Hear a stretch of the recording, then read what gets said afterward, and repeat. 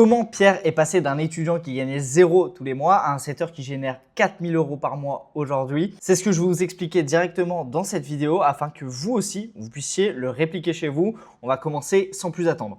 Donc directement, on va commencer par la présentation. Qui est Pierre? Bon, Pierre, comme je vous l'ai dit, c'était un alternant qui cherchait surtout à générer de l'argent en ligne comme beaucoup de jeunes.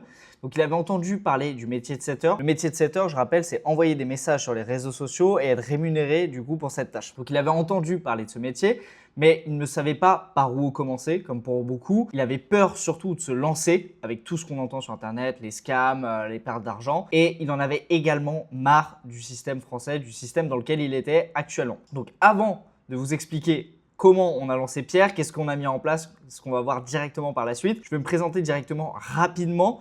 Donc moi, c'est très simple, je m'appelle Léo. Aujourd'hui, je suis Head of Setter, c'est-à-dire que je gère au quotidien plus de 25 setters dans différentes équipes de vente. Je les manage, je les forme. Bref, je crée vraiment une structure pour eux. J'ai commencé en étant closer, puis je suis devenu setter. Et en devenant setter, j'ai généré des centaines de milliers d'euros directement pour mes clients, comme vous pouvez le voir ici, ce qui m'a apporté des milliers d'euros de commissions. Donc là, vous avez différents screens de toutes les commissions que j'ai pu recevoir ces derniers temps. Et surtout, qu'est-ce que ça m'a apporté? Ça m'a apporté de la liberté à 100%. J'ai pu faire vraiment ce que je voulais et mener ma vie comme je le souhaitais. Donc là, je vous ai mis des extraits de mes différents voyages. À la suite de tout ça, déjà avec ce que j'ai pu créer avec mes différents infopreneurs, en plus de ça, la gestion de tous mes setters actuellement, ce que j'ai voulu faire, c'est de cofonder un écosystème qui permette à des setters de se former et vraiment d'évoluer, de pouvoir être des setters rentables. Donc, c'est pour ça que j'ai cofondé Rivia avec un de mes associés directement. Donc, sans plus tarder, on va commencer directement sur le parcours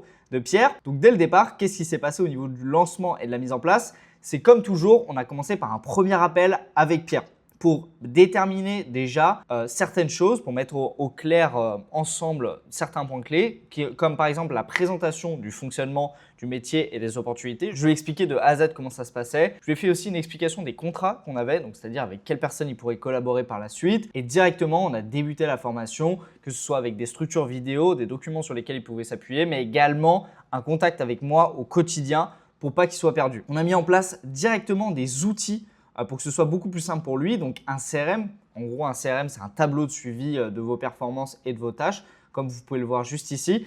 Et on a mis aussi en place des scripts adaptés parce que ce n'est pas le tout de répondre à des messages, il faut respecter une certaine structure, il faut respecter aussi la cible de son client et c'est ce qu'on a fait directement. Au niveau de la formation, qu'est-ce qu'on a mis en place?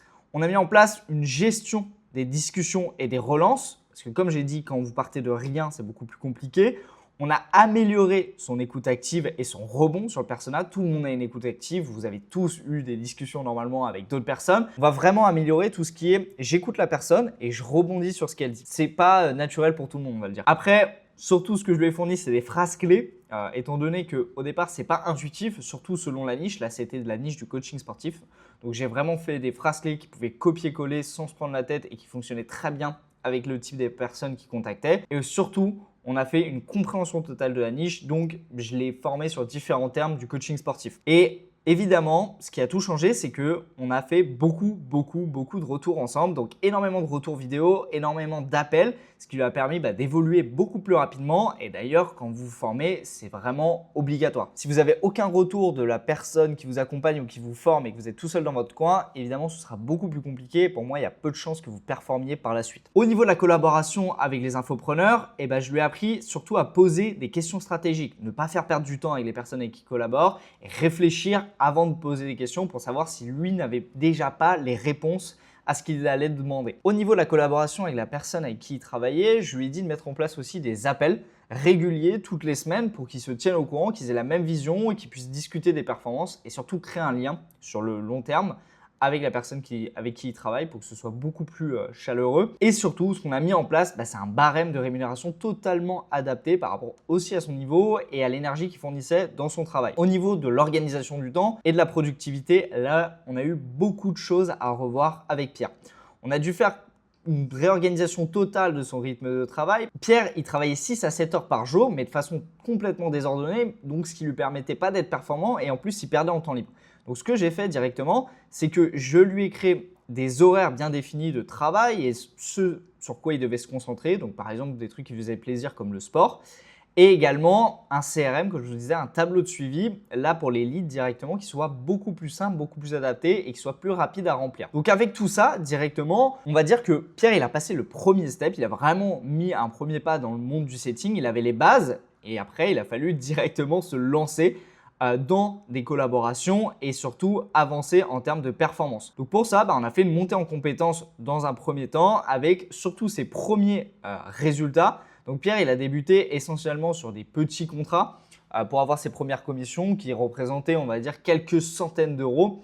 Généralement, quand vous êtes setter, vous êtes obligé de passer par là. C'est compliqué de décrocher des gros contrats quand vous n'avez pas d'expérience. Au niveau de l'apprentissage, ce que j'ai voulu développer aussi avec Pierre, c'est sa communication et aussi sa crédibilité pour qu'il puisse décrocher des contrats plus gros. Et ça, c'est indispensable et beaucoup de personnes l'oublient. Pour passer sur des comptes qui soient plus gros, qui rapportent plus de commissions, plus de potentiel, on a mis en place cette structure et en plus, on a fait une adaptation de son vocabulaire et du ton qu'il avait avec ses clients. Parce qu'évidemment, plus le client génère d'argent, plus il va être exigeant envers vous. On a fait également une optimisation et une amplification de ses revenus directement. On a renégocié les contrats sur lesquels il était déjà en cours parce qu'il avait eu de très bonnes performances et à ce moment-là, il méritait plus que la rémunération qu'il avait actuellement. Et on a amélioré aussi le suivi hebdomadaire et on a créé vraiment des échanges illimités pour faire perfectionner sa technique. Que ce soit avec moi ou l'infopreneur, on a vraiment amélioré encore plus la communication pour que ce soit beaucoup plus fluide. Et en plus de ça, c'était plus simple étant donné qu'il est monté en compétences, il avait plus de termes techniques. À la suite de ça, il y a eu une accélération claire de la cadence de Pierre. On a optimisé les premiers messages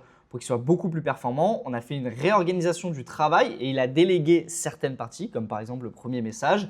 Et surtout, moi, de ce que j'ai vu, c'est qu'il déjà, d'une part, il est passé d'étudiant à après freelance en étant setter. Et là, j'ai vu quelqu'un avec cette montée en compétences-là, avec cette seconde partie, cette seconde structure qu'on lui a apportée. J'ai vu quelqu'un qui est vraiment passé de débutant à un entrepreneur en devenir, comme vous allez le voir par la suite, avec tous les résultats qu'il va avoir. À la suite de ça, qu'est-ce qu'on a mis en place directement ? C'est surtout qu'on a amélioré sa structuration et on a vraiment tout optimisé pour qu'il ait une liberté financière totale. Donc au niveau de la structuration et de l'indépendance, la structuration de son entreprise, déjà, on l'a revue totalement. On a fait une ouverture de compte pro, on a amélioré sa fiscalité et ses déclarations, on lui a montré exactement comment faire et surtout, on a mis en place un écosystème qui soit autonome et qui soit super simple à gérer pour pas qu'il perde de temps là-dedans. Ce que ça a apporté directement, c'est que Pierre, en voyant ses résultats et en plus en voyant la structure qui se développait, c'est que lui, il a quitté son alternance quand il a vu les premières commissions et il a aussi développé son indépendance vers une liberté complète qui soit géographique ou financière parce qu'à ce moment-là, il voulait directement s'expatrier. Au niveau des résultats finaux, qu'est-ce que ça a donné ? Aujourd'hui, Pierre, il génère des milliers d'euros de commissions avec ses contrats directement, comme vous pouvez le voir ici. Et pour moi, il est clairement prétendant au top 5 des setters sur le marché français, étant donné qu'il y a quasiment personne qui gagne au-dessus de 6-7 000 euros. Et lui, au vu des contrats qu'il a, c'est quelque chose qu'il va pouvoir largement atteindre et j'en ai aucun doute. Au niveau de son style de vie, là aussi, il y a eu énormément de changements. C'est-à-dire qu'on est passé d'un alternant à quelqu'un qui prend des business class, qui se fait kiffer en jet ski en partant en vacances, qui prend des Airbnb qui sont plutôt luxueux. Et surtout, il a une liberté aujourd'hui qui est totale, géographique et financière. Il bosse d'où il veut, il prend l'avion comme il veut. En fait, il prend un peu l'avion comme le bus avant, quoi. Stop! Si tu es arrivé jusqu'ici dans la vidéo, je te laisse cliquer sous le lien juste en dessous. Tu pourras prendre un appel avec moi directement. T'inquiète pas, c'est 100% gratuit. L'objectif, c'est simplement de savoir comment on peut t'aider et que tu en ressortes avec un maximum de valeur. Donc pour résumer tout ça, moi j'aimerais revenir sur un point, c'est que le métier de setter peut dépasser largement un complément de revenu. Ce que je conseillerais à tout le monde, c'est de mettre cette structure en place exactement étape par étape. Dans un premier temps, en combinant ça avec des études ou son emploi de salarié classique. À ce moment-là, si vous voyez que le niveau de revenu correspond à ce que vous aviez estimé, vous pourrez devenir totalement libre, voyager dans le monde entier et devenir un setter performant comme Pierre.